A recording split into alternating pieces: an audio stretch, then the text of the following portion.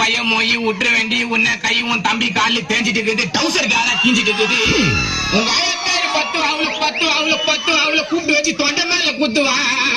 ஒரு குண்டா சோற துண்டு கக்குசுல போய் கத்துவா உன் ஃபேமிலியே கண்டுபிடிப்ப நோட்டம் விட்டி ఎవరు పాట ఎవరు వేసేది దొంగల మాదిరి బుక్కులో